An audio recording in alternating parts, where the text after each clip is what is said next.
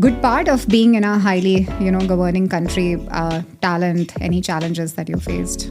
Yeah, so I think Singapore is a great place to start a startup. From day one, the investors have told me that you're at the wrong place. Go and build out of US. You chose Singapore as the base. I think that's tough, right? Like, and how do you solve that problem long term? I think if you can raise from US VCs out of Asia, that's like one way to solve it. I have some of the problems that I saw both at Palantir and Grab, but at the time, cloud adoption was kind of coming around in Asia. Had been through that adoption in the US, and Grab was a cloud-first company. So while working there, trying to find vendors that could help us with security, US, like in Palantir's case, they didn't have revenue for 5 years, right? And we're raising hundreds of millions of dollars through that period, and that was in 2006, right? So, hi everyone, welcome to Agents of Change, the podcast where we sit down with people reshaping technology, security, and business across Asia and beyond. I'm Aanchal, and in our previous episode, we spoke with William. Today, we continue the conversation with another founder who chose Singapore as his base, built a company that became a regional cybersecurity leader, and then took it to the next level through a strategic acquisition. So joining us is Paul, co-founder and CEO of Harangi, which is now a Bitdefender company. So Paul, let's get started. If you could give a brief overview, what got you to Singapore, starting Harangi? Sure. Yeah, so Paul. Basically my background originally from Washington, D.C. Grew up there, started in government contracting, then went to a very small company at the time called Palantir. Spent about 7 years there, running around the world until 2016, where I left to start at Grab. Ran security there for about 7 or 8 months before starting Harangi, which was headquartered in Singapore. So essentially, Harangi was built out of the idea of some of the problems that I saw both at Palantir and Grab, but at the time, cloud adoption was kind of coming around in Asia. Had been through that adoption in the US, and Grab was a cloud-first company. So while working there, trying to find vendors that could help us with security, couldn't find many in Asia. So saw that as an opportunity to build a cloud security vendor, and then started Harangi. Did that for 8 years. We had business all around the world, but majority of it in APAC. And then, originally had a partnership with Bitdefender that kind of ended in an acquisition after a couple of years. So I've been at Bitdefender for 3 years now, running APAC for them.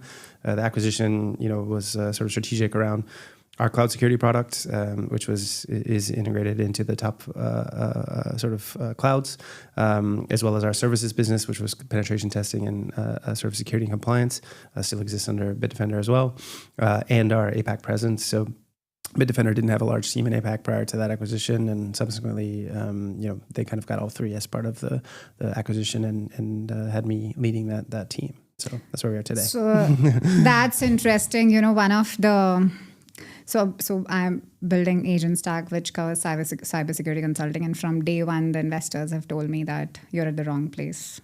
Go and build out of US. You chose Singapore as the base. If you could share a bit about, what made that decision? What was the early good part of being in a highly, governing country, talent, any challenges that you faced? Yeah, so I think Singapore is a great place to start a startup.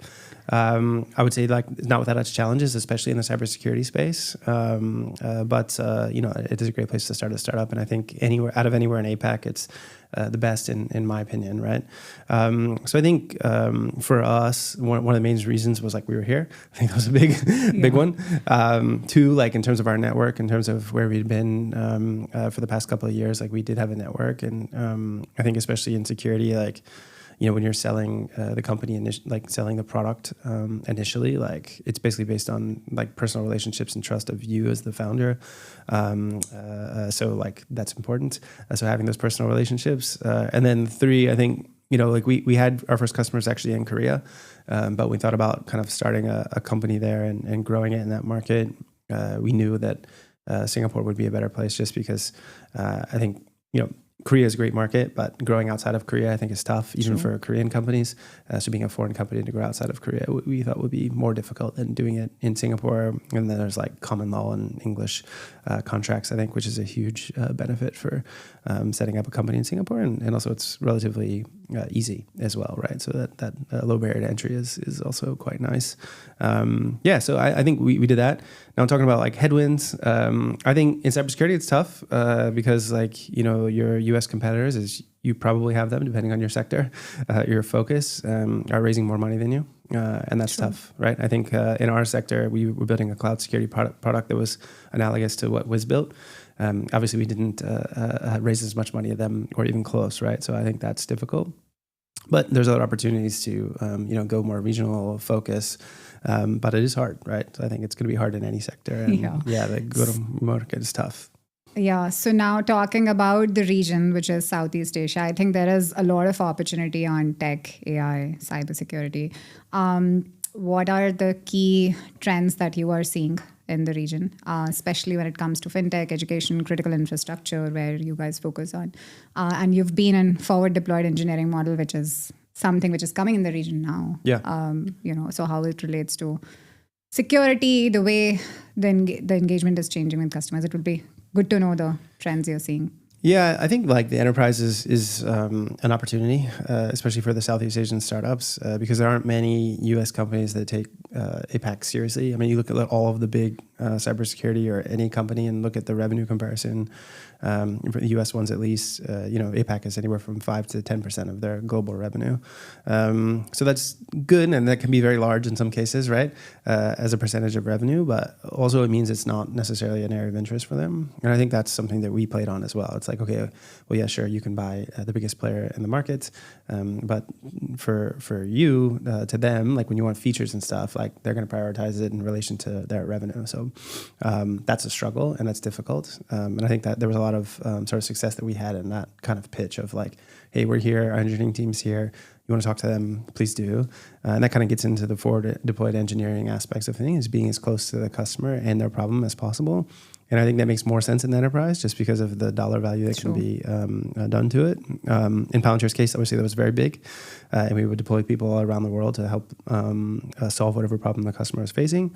I think that's part of the reason, like, they're as successful as they are today is because of the closeness of the engineer or, pseudo engineer to the problem and helping that customer really like grind, solve it, sitting with them every day. In a lot of cases, I spent most of my time at Palantir sitting with end customers, solving their problems. And I think that goes a long way in terms of trust, and especially in security, like that's a very important part of the equation. And when it comes to critical infrastructure, do you see the necessary resiliency programs that needs to be built is what is happening in the region? There's a lot of emphasis from the government, of course, and compliances and regulations coming. So what are the gaps or trends there? Yeah, I think in my opinion, two things drive security spend. It's like fear and regulation. So I think we've been in like the kind of focus of this for the past 10 years, and that's only going to continue to get worse with AI, especially if you're a big player. Because I mean, at some level in a lot of security, and now with AI especially, like you're kind of battling the attacker to ensure that whatever you're spending on security makes it hard enough for them to not spend enough to break in, right? Because like ultimately, there's no really 100% security, right? Like we all kind of know that. So it's like always has the advantage. Yeah. So there's a bit of like detection, like all these things you have to be able to respond quickly, and like that's tough, right? And like I think it's a lot harder than actually being the attacker in a lot of cases. So I think that's important, right? Because like the companies will need to spend more on it to protect themselves. Like they're spending more on sort of AI and other things that are automating a lot of these systems, and that becomes a larger attack vector for them. So Bitdefender's case, spent a lot of time building products around that, around securing AI, identifying incorrect uses of AI, and some of our services capabilities do that. But it's a huge opportunity for all companies, and it's going to be one of the bigger problems that we face in the industry over the next 5 to 10 years. And how important do you think is pen testing and automated remediation as we are talking to more and more customers, and not just on enterprise, but even SMEs, they're struggling with it. Yeah. Where does what's happening in the market? Yeah, I mean, there's so many automated pen testing companies coming out, and some really good ones. And I think it's a powerful capability. I think we're getting closer and closer to, like, one of Palantir's things was human computer symbiosis, right? So even today, I don't know if this has changed, but the old thing that we used to say is like, what's better than like AI would face like the best chess players in the world, and AI would win. But if you put like AI and the best chess player against AI, then the AI and the chess player would actually win, right? So I think that's still the case. It may not always be the case, and for how long, I don't know. Yes. But human-enabled sort of ingenuity is very important, because ultimately, at the end of the day, even if it's AI on the other end, you're looking at an attacker somewhere in that chain who's going to like be the one actually making the decision to exploit it. Outside of a few recent cases. But I think that's the challenge, right? Is like you're always going to be facing human ingenuity somewhere along the line. So you'll need a human somewhere in the game to sort of help to solve that. And that's where they are. Depends on you. Depends on the thing that you're protecting and what you're trying to do. But I mean, that is a hard problem that we're all going to be facing, and ensuring that the right things are happening on both ends. It's tough. Yeah. So since it is tough, and the reality is that, at least in my experience, cybersecurity talent is always, in shortage. And specifically in Singapore, it's even more challenging, being a more expensive place to get the talent. And again, like you've had a great journey here of building and then exiting, and more companies are coming. But like, what do you think can be an ecosystem that could drive more of what you did, more cybersecurity companies, more startups coming in, industry, government, universities? What kind of collaboration, what should be the priority like? Yeah, I think it's hard. Like one of the struggles we face is like you look at the US VC market and you see the bets that they're making, and they're like 10, 20 years out. I think that's a lot harder to do in Asia with the investor money. So that's like a problem that I think will only be solved with success over time, which I think is difficult, right? So like in Asia, you're kind of expected for incremental achievement. The US, like in Palantir's case, they didn't have revenue for 5 years, right? And we're raising hundreds of millions of dollars through that period, and that was in 2006, right? So I think that's tough, right? Like, and how do you solve that problem long term? I think if you can raise from US VCs out of Asia, that's like one way to solve it. And also have supportive Asian investors as well. But in reality, if you want to be the global player, like I think having some US or other market money that's going to make the big bets long term, if your sort of business dictates that, right? And that's tough too. It's like, having pitched to some US VCs, like the way they kind of look at this thing is very different, and your pitch needs to kind of cater to that. It's like, true. How are you going to build it's not even $1 billion company anymore that they're talking about, right? They're talking like 10, 100, right? And like, that's pretty hard to do in Asia. So I think that's like one thing. It's like, how is it a global problem? How can you compete against the global thing if you're going to go that US route? Now, on the like reverse case of that, I think there's a lot of opportunities in Asia to build big companies that are focused on this market and the problems that exist in this market, right? And that's a different problem, and I think you can do that with the local VC money as well. And I think that even some of the VCs are kind of looking at the problem differently in terms of getting companies to profitability faster, growing a little bit slower, but like building a solid business base. And I mean, those can also be great companies, but they're built over a different timeline, and potentially are different against competitors, right? And I think that's something you got to think about. So if we still go the route, which I think you've done pretty well, assuming that IPO is not the only exit. M&As can be great exit if you have a strategic partner, which like you started as partner and then sold to them. So just reflecting on your background, you started Horangi, you've had the acquisition. What has been that process like? Most of the founders I meet, a lot of time they've been building since a while. They're just not able to exit to another company because of just the assumptions that this will not work out. How has been that journey?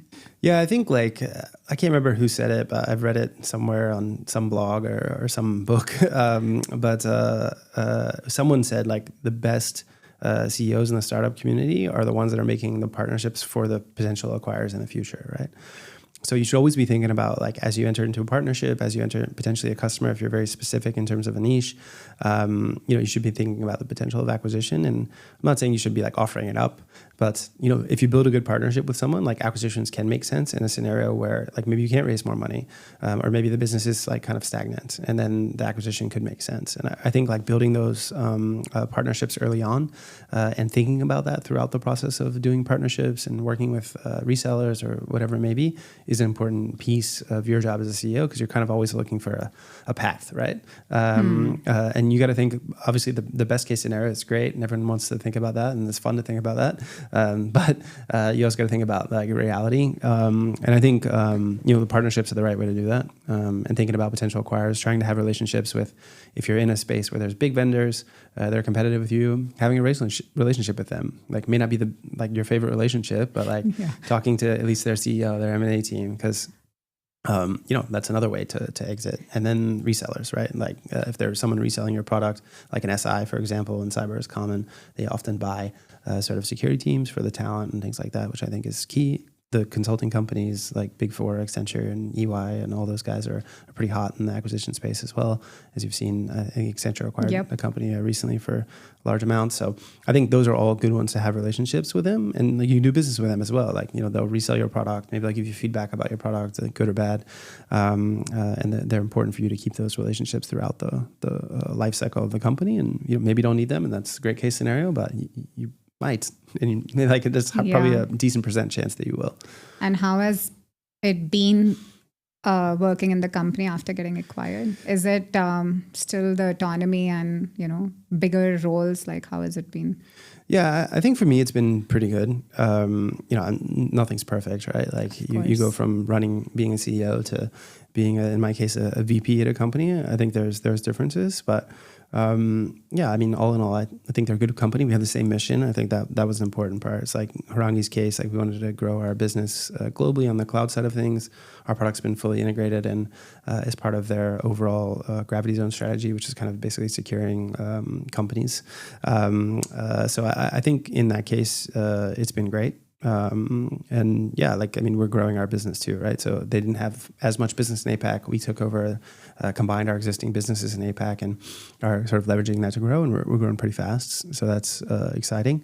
And on the services side, like, they also didn't have that business. So that business is now a global business, which I still run. So I have been enjoying that part. And most of our team is still there as well. So, like, we're like 95% of the team is still with us. Some That's people great. left, but the majority of the team is there. So yeah, it's been pretty good. And like, the market has been good for us and our proposition. Sure. So it's been pretty good. But I have many friends who've been through acquisitions who haven't had the same experience. But correct. Yeah.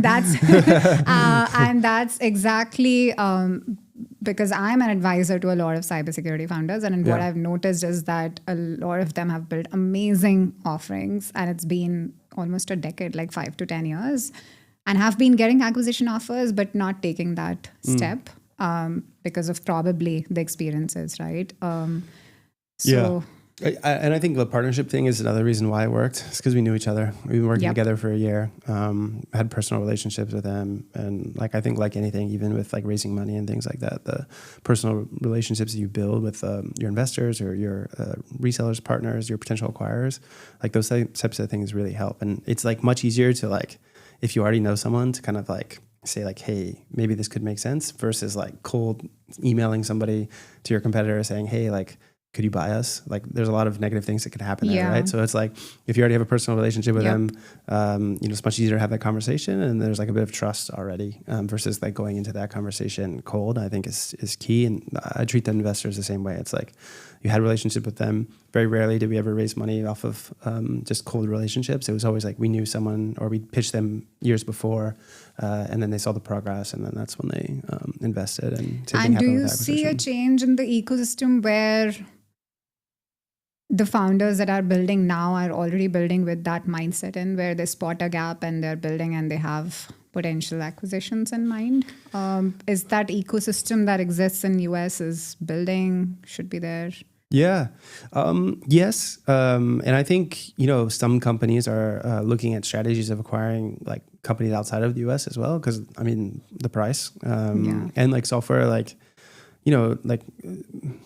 hard to say like who's the best, right? Like I think you can say US is best, you can say somewhere else is best, but like great products can be built anywhere, and that's like where the world is at, right? And it's like, sure, maybe more great products are built in a certain region than others, but it doesn't mean a great product can't be built in other parts of the world. And oftentimes that's advantages to both parties, right? Because like it's cheaper for the US buyer if it's a European buyer for it's from those side, and then for the founders there, like probably getting a better deal than they might going through the raising money route, right? So I think it's not a bad way to exit. And if it's kind of like the way you've been raising money and talking, then it's good. And also sometimes like that's just the way it works out, right? Like maybe you can't raise the next round and you have to get acquired, right? And I think that's, you don't want to be in a position where you like are trying to figure that out in 3 months or 6 months, right? Like you want to have people you can call.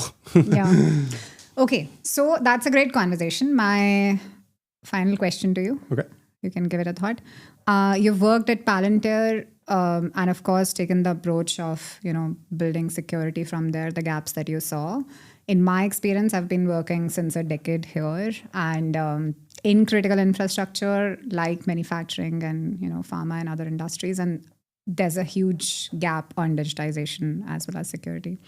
Do you believe there can be the largest tech company building out of Asia in this region? In cyber? Which includes cyber in it by default, because without cyber resiliency, that won't happen. Building a largest AI company, and cybersecurity would be core of it. Never say never. But two things that would be needed for it. Never say never is a good one. I think it has to be in a sector where like the funding can be raised equally. I mean, not to say that there isn't sectors where maybe it's actually like more hardware centric rather than just pure software, like hardware and software centric. I think potentially that's pretty interesting, and I've seen some companies be successful in that space. It might also be like deep tech, so maybe it's like developing something very specific, but that problem becomes big enough over time. I think space is super interesting, and I think there's opportunities for those companies to be built anywhere, like Rocket Lab, right? It's not SpaceX, but it's running up like it will be the number 2, right? So like I think those are interesting and can be built anywhere with the right sort of funding. And then like and then there's like consumer stuff, right? Like definitely I think the biggest consumer company can be built here. There's more people here, frankly. So if you can figure out some of the markets correctly, then there's a lot of opportunity. Maybe the spend's not enough, but if it's an important enough problem, then I think you can reach like that scale and be the biggest in a certain sector. But it's tough. So like, and I think it's tougher in B2B just because the businesses in the region aren't spending, and there's not enough of them that are big enough to spend. But if you really own the sector, it is possible. And you see like some big like resellers, SIs, like those guys can get pretty big in this region with the right backing and the right sort of support of the regional governments as well. Yeah. Okay. Well, I'll pause there. Okay. I forgot to ask a bit of a question on cyber awareness. So I'll still cover that one. How would you, and I don't know if you're aware of this, but how would you want to drive cyber awareness in Southeast Asia region, which in my view is pretty low, which of course opens up the potential on the business side, but it's pure, awareness that need to generate because of the frauds and,